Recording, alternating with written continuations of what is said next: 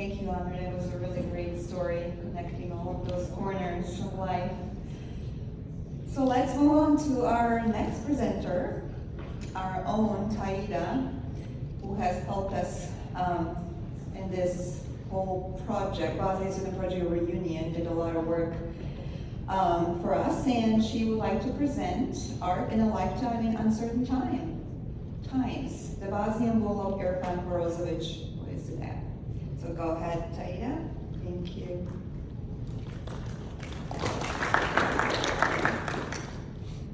Hey everyone, thank you so much. I'm in awe of us here today. It's such an honor. And before I read the Bosnian bull, I just want to share a few quick reflections. Many years ago, during a time that was truly hard for our country, and I have to read because to stay on time, to probably cry less.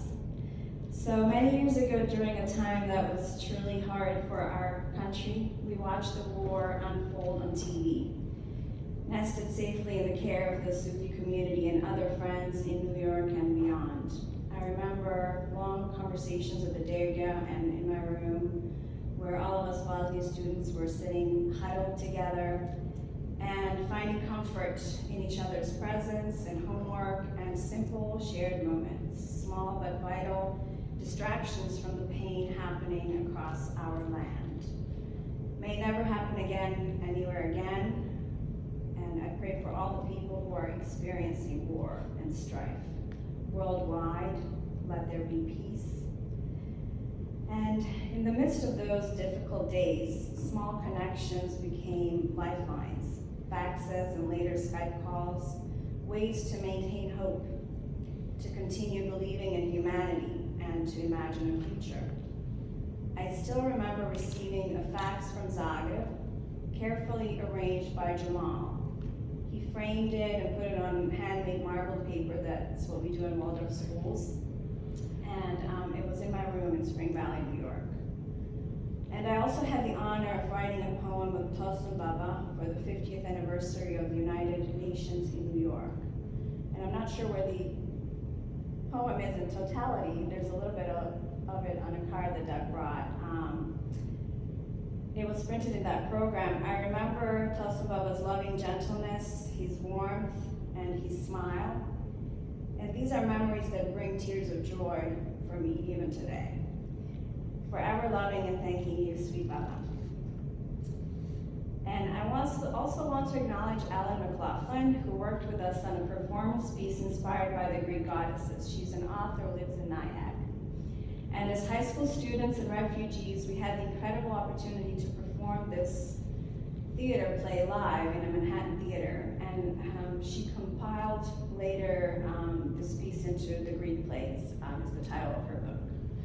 And we were just refugee students, so it was a very curious experience, a living experiment of sorts, if you will. And I want to also acknowledge Doug, his warmth, his readiness to come up with solutions during challenging times.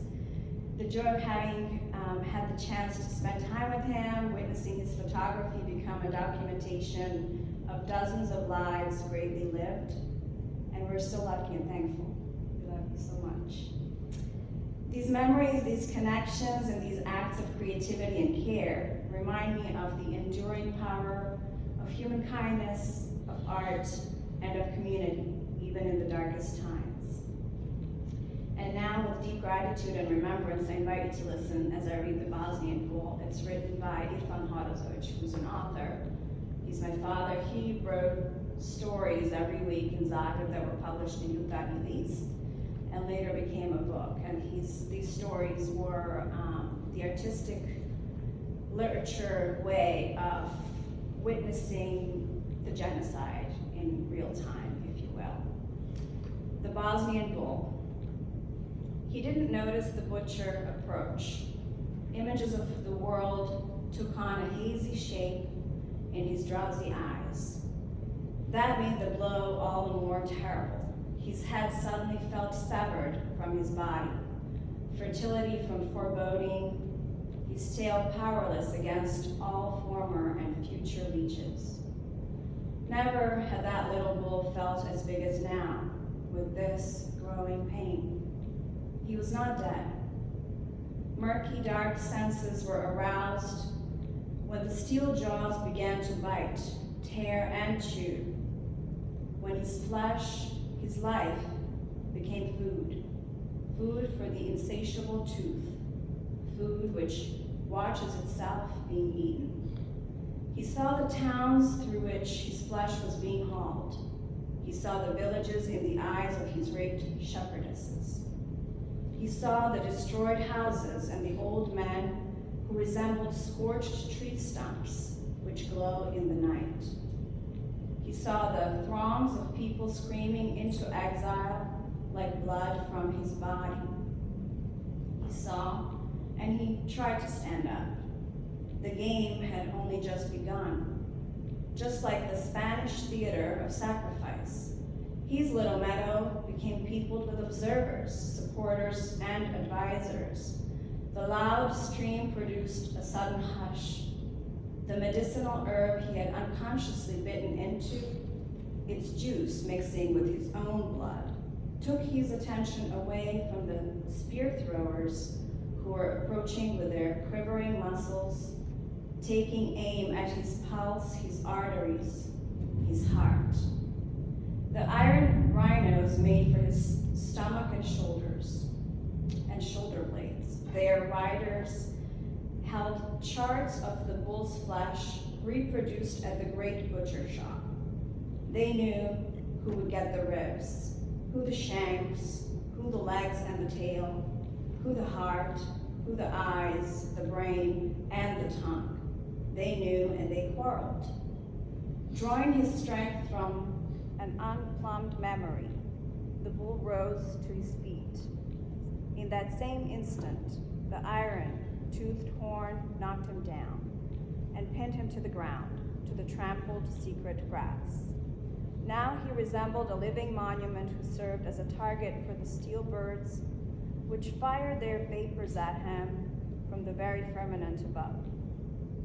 He no longer heard a thing, no shouts of delight or of displeasure. He didn't notice how the iron rhinos had been removed so as to not block the view while the performance of the steel birds was on. Only the one pinning him down remained, while the others circled around, waiting for their moment to come. Finally, his head slumped, his chest, his legs. The butchers quarreled over the various pieces. They threatened each other with their teeth and toothed horns. They cited the promises and secret agreements made in the great butcher shop. The observers joined in the fight.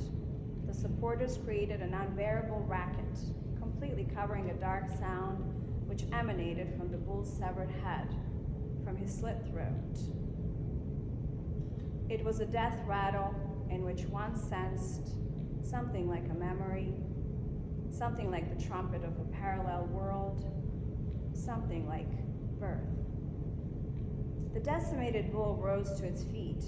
He stood there like that, awkward and desperate, trying to understand. After their initial surprise, the butchers, the iron rhino masters, the steel bird drivers, and the observers all rushed in. The butchers killed the severed pieces which still clung to the body, if only in foreboding. They cut up the bones, the nerves, directing their knives at the foreboding itself. The bull stood there and screamed. The observers, the supporters, and the advisors returned to their places behind the fence and continued watching the show which defied every known rule. They watched the killing which emerged from the killing which turned into the next killing, the killing and decimation, the decimation and killing. They watched and they waited. Time stopped. Time stopped behind the fence. The pulse of pain. Everybody waited to see the little decimated bull knuckle under its magnificent horns of an herbivore raised to the sky. This was translated translated by Kristina Bebičević-Zorić and published in The Embarrassment of Tyrannies, 25 Years of Index in Censorship. Thank you.